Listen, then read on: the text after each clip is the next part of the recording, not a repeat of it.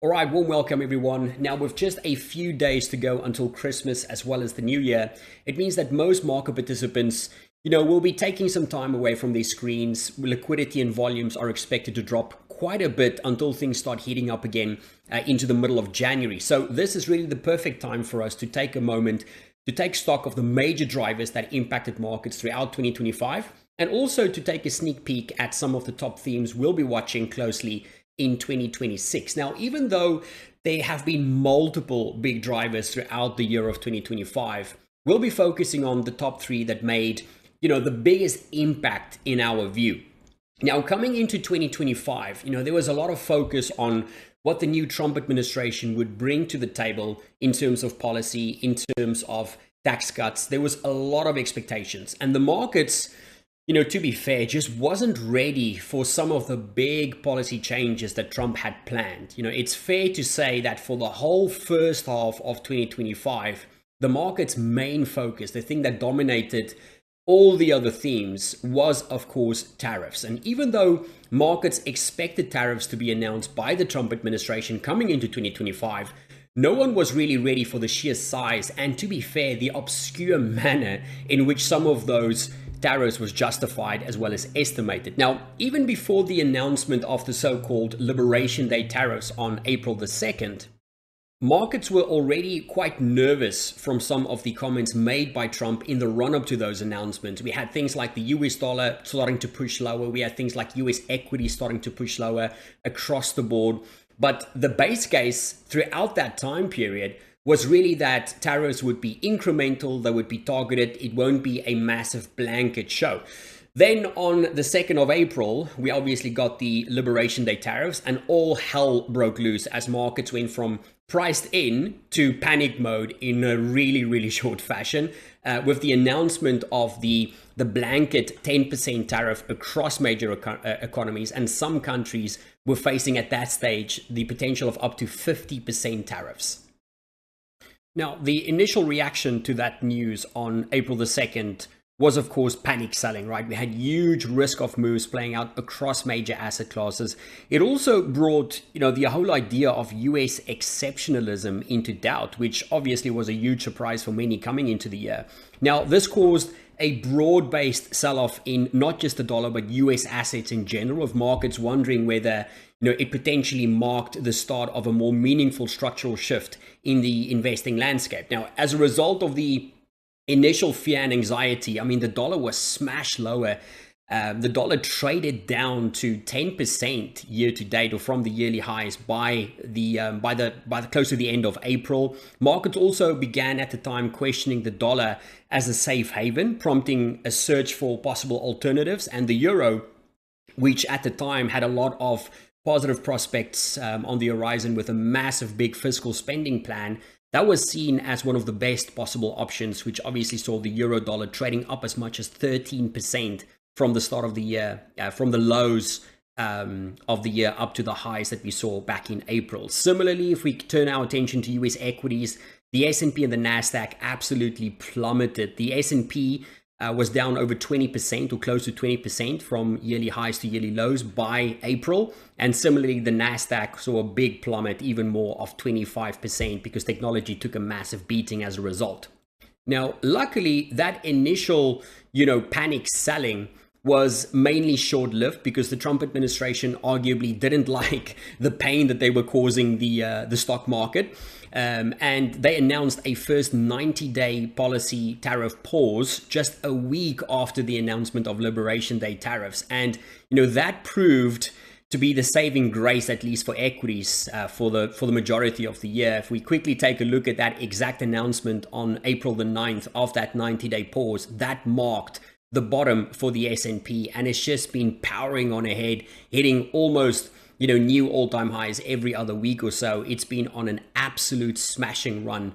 It hasn't really looked back since. Now, even though equities recovered fairly well throughout the year, the dollar wasn't as lucky, because even though things definitely stabilized, we've basically just been range-bound since we had that announcement going back to the 9th of April. So things haven't really been as rosy when it comes to the US dollar.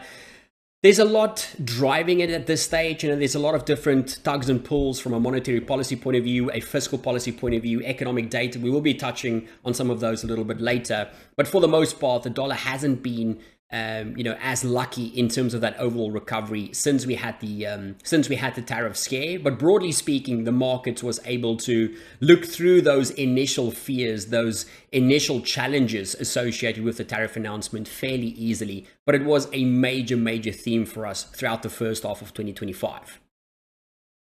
Now, the other major theme that gripped markets in 2025 was the rise of precious metals, with the biggest focus, of course, on gold. I mean, coming into 2025, no one was really expecting gold to perform the way that it did.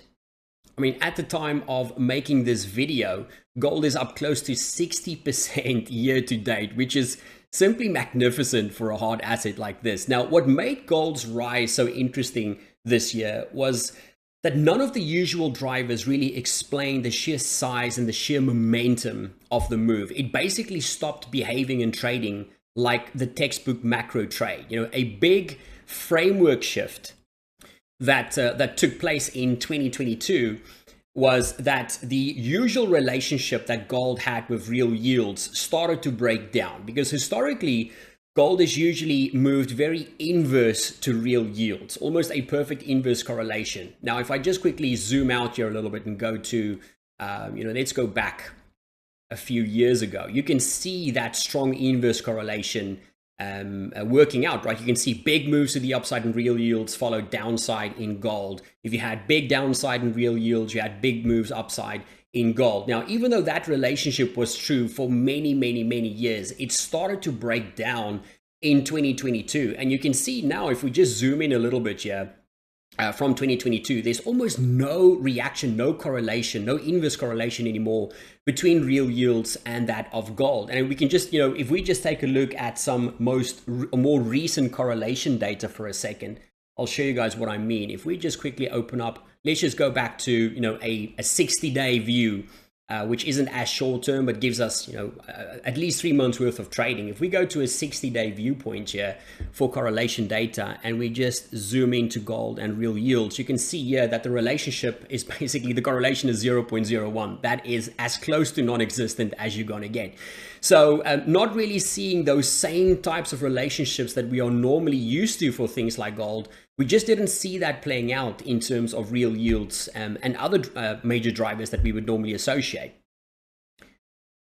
Now, some have also rightly, pointed to the US dollar, saying that, because of the weakness that we saw playing out for the US dollar for the majority of this year, that is probably one of the main drivers for why gold has just been on that absolute tear. Now, even though we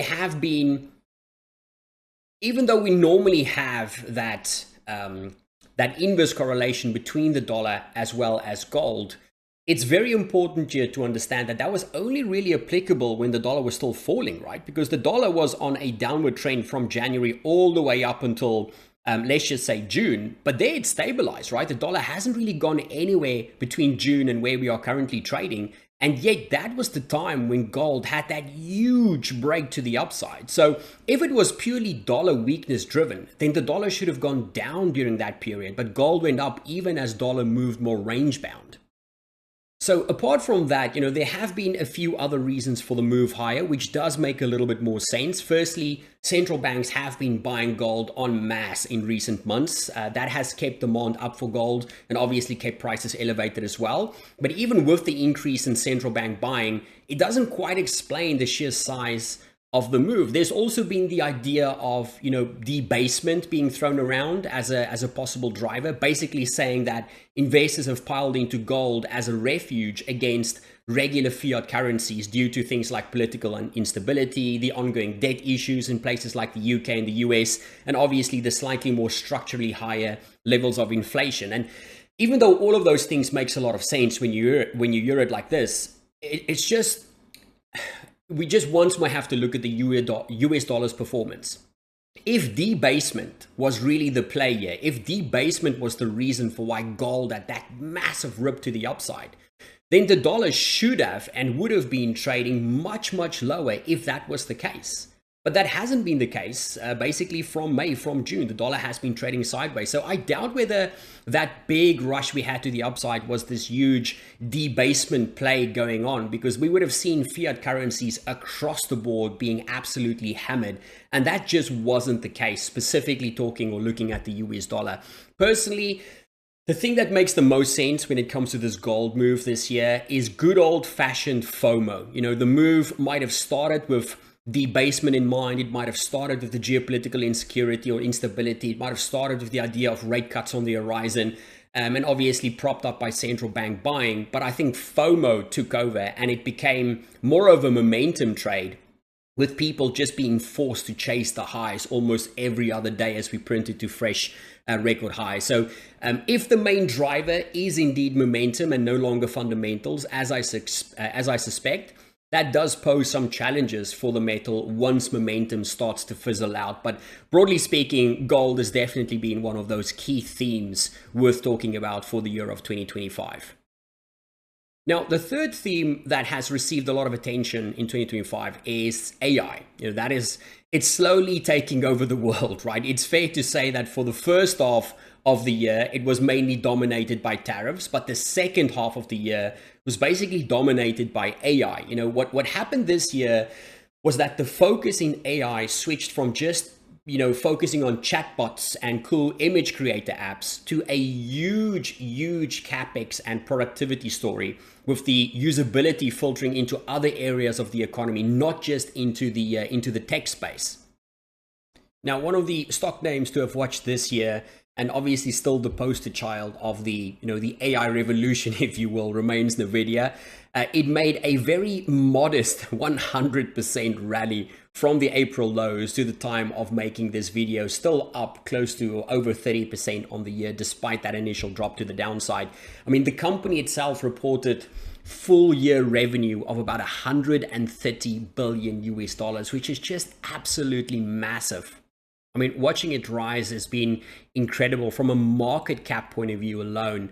It's literally the biggest company in the world, right? It's got an over 6% weighting, the top weighting in the S&P. It's got a close to 12% weighting, over 11% weighting in the NASDAQ. It's just a behemoth of a company, but it hasn't just been about Nvidia this year. You know, the AI theme was one of the biggest reasons cited by a few investment banks on why US growth in particular held up despite all of the massive trade frictions that we had.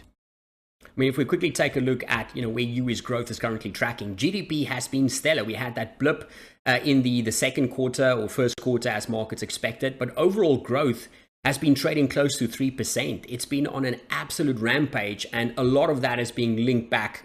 A lot of that is being linked back to purely to the AI theme that's been driving this. You know, everything from energy to utilities to banking, and even the EV industry is all gearing AI for better productivity, more efficiency, and obviously ultimately slightly better profit margins as well. We even had data centers coming into focus as well, as the sheer, you know, energy required to run the AI vision of the future just requires so much more. And of course, you know, things like semiconductors were a big focus, with a lot of trade related issues between countries like the US and China, as countries try and, you know, basically stay ahead of the AI race. And throughout 2025, you know, AI, it became the leading focus point for earnings calls, because the markets were scouting for the next possible AI-led rally that they could take advantage of. You know, if somebody just mentions something about AI, the stock just went into a frenzy. And, you know, think about it this way: if you bought a broad US dollar index fund in 2025, like the S&P or the NASDAQ, the biggest chunk of your positive return for 2025 was indirectly coming from AI related gains. So this was a massive theme for 2025, and we reckon it will remain big in 2026, not necessarily for the same reasons. There is a couple of potential negative things that could be shaping up for the AI theme, but we'll talk about that in the next section. Right, now we can turn our attention to the year ahead. It is, of course, Impossible to predict what will move the markets exactly a whole year in advance, but these are some of the themes that we'll be paying attention to for 2026. The first one we'll kick off with is basically where we finished off the 2025 wrap, and that is with AI. We think 2026 will be a year where the AI theme turns its focus to the proof is in the pudding, basically. You see, there has been an insane amount of capex and infrastructure investment in AI over the course of 2025. I mean, you have a bank like UBS estimating that capex was close to $400 billion in 2025, and they estimate that that number can rise to over $500 billion in 2026. Now, just think about the sheer size of those numbers for a second. And all of this has, towards the end of this year, planted a bit of a seed that the AI theme could be in a bit of a bubble already. Basically creating a bit of a boom and bust fear from a theme point of view. Now, a very good illustration of this is the AI cloud provider CoreWeave, where the stock rallied close to 400% after their IPO, and then it lost about close to 75% from its peak as investors started to really question whether data center capacity was being overbuilt. So for investors, they are now starting to question whether some of the massive overvaluations we've seen in some of these AI related moves and stock names, whether they can make due on all of the hype that's been priced in. The question that we'll be facing in 2026 is, are we building or have we built too much infrastructure too fast? A very good other recent example is Oracle, here in blue, who saw one of the biggest one-day spikes after earnings for a stock of its type, and then gave up all of that and more in a very short space of time. So this means a key theme for 2026 will be whether all of the previous spending in AI, whether it's starting to show dividends. Is it starting to pay off? Or will the markets start to say, hey, listen, you've made all of these investments, you've had all of these plans, but it's not paying dividends. We're not seeing the result. That means earnings will be focused on what type of AI-linked revenue and profit margin and EPS growth companies can show relative to their AI capex spending, right? You spent X amount. What are we seeing? How is that paying for future revenue? How is it benefiting us from a profit margin point of view? How is it benefiting us from an EPS point of view? That is what the markets will be focused on. So really big questions being asked there. And even though this will be important for individual stock names, and obviously big negative or positive surprises due to AI in general, it will most likely filter down or into those big tech names associated with the theme, which once again brings up things like Nvidia. Now, the reason why that's important is due to the sheer size, due to the sheer size and the weighting of these major indices. Let me just show you guys here. Technology itself, if we look at the S&P, makes up over 30% of the S&P. The NASDAQ technology makes up over 50% of the entire index. So big AI shifts that impacts technology will have a spillover impact into the broader index performances. And as we know, there's many things linked, intralinked in the markets, right? If equities have big moves up or down, it's going to impact and have downstream impacts in your high beta currencies, like your Aussie, like your Kiwi, in your safe haven currencies, like the yen, like the Swiss franc. So these things will be very important for us to watch. In 2025, if a company just mentioned AI, like we said previously, their share price jumped. I don't think it's going to be that easy in 2026. The markets will want to have some, they will want to start seeing the proof in the pudding when it comes to all of that capex spend. So AI capex and infrastructure and earnings will be one to watch for the new year. The other theme we'll be watching for 2026 is possible recoveries. Heading into 2026, most macro forecasters broadly agree on two things. Firstly, that global growth is okay. It's not spectacular, but it's doing okay. And that the US, for now, is leading the developed market back to the upside. However, there has been a few very interesting themes brewing under the radar for the past 2 weeks now, which is increased recovery expectations for other previously struggling developed market economies. Just a few short weeks ago, the market was still very comfortably expecting major central banks like the European Central Bank, the Reserve Bank of Australia, the Reserve Bank of New Zealand, even the Bank of Canada. Markets was expecting them to keep their rates low for a very, very long time. However, due to a couple of interesting recent economic releases, if we go to places like the Eurozone, looking at the City Economic Surprise Index here, we can see that in places like the Eurozone, even in places like Canada, the City Economic Surprise Index have been trending to the upside quite aggressively, meaning that data has been surprising to the upside. Data has been much better compared to what markets had been anticipated. And we've also heard from a few central bank officials who have recently said that they see rates now, the most likely move from here for interest rates will probably be higher over the medium term. Now, what this has meant is that interest rate expectations has underwent big shifts in the past 2 weeks. If you take a look at central bank expectations for places like, let's start with the ECB, but this is the same for the ECB, it's the same for the RBA, the RBNZ. You can see that a couple of weeks ago, looking at this green line, this is showing you where interest rate markets saw interest rates going for the European Central Bank over the course of 2026, just a month ago. Now take a look at how that curve has shifted more hawkish, more to the upside in the last, just 2 weeks. Same story here with places like Canada. Markets was expecting the curve to stay very flat and move lower. Now they're expecting interest rates to go up. Same story for the RBNZ, or the Reserve Bank of New Zealand. And rates was expected to go down and stay flat. Now they're expected to go up. Same story for the RBA, expected to stay flat, now expected to go up.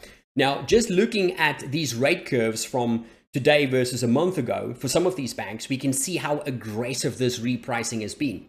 So coming into 2026, markets will be keenly focused on economic data for these countries and trying to assess which one of these economies are showing the best promise of recovery, and ultimately which one of them will be hiking rates first or hiking them the most.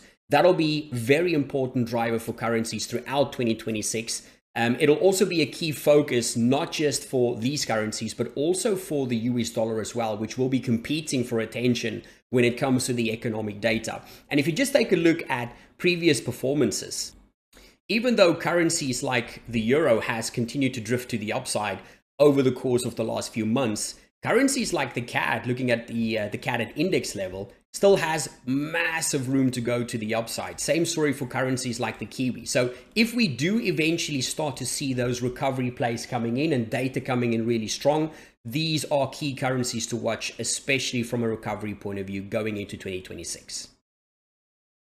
Now, sticking to that, the third theme for 2026 that markets will be watching closely is the overall trajectory of the US economy, specifically looking at the labor market. Most investment houses expect US growth to outperform other advanced developed markets in 2026 due to things like strong household balance sheets, as well as the ongoing capex that we've seen in AI, as well as decent productivity growth expectations. Now, markets have moved from pricing in a lot of cuts for next year for the Fed to now showing a much more shallower path of just 2 cuts. And some research states that there are even upside risks to inflation due to AI boosted demand staying strong and things like that. However, it's important to remember that the Federal Reserve, despite growth looking great for next year, despite inflation being slightly higher, the Fed didn't cut rates in recent months because the economic growth was looking bad, right? If we quickly take a look at US data, US growth has been exceptional, right? Despite that blip that we had in the first quarter, overall GDP is still sitting around 3%, which is far better than the rest of the developed market economies out there. Similarly, when it comes to inflation, it's not like inflation has been falling lower in recent months. Even though inflation expectations have been drifting lower, actual inflation remains very close to 3%.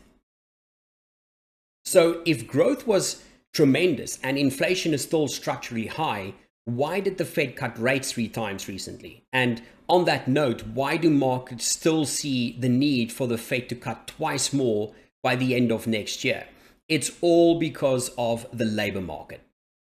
if we take a look at some of the recent comments that we had from Fed Chair Powell about the labor market, he was very clear. He had comments out last week saying that the job market faces considerable downside threats. He also said that there's a lot of his FMC colleagues right now who are very concerned about the labor market. So a lot hinges on the labor market for the dollar next year. Should the incoming labor data show that the jobs market is holding up okay, and the AI boom and immigration policies are not damaging the job market, then the dollar could be in store for a very decent recovery if the growth stays on track, because then there will be no need for the Fed to cut rates. However, should the incoming labor data show, more cracks in the labor market and accelerating job losses, there could be a lot more pain for the dollar in the next year, especially if the growth and the recovery story that we spoke about earlier, if that starts to play out in other economies like Canada, like New Zealand, like Europe,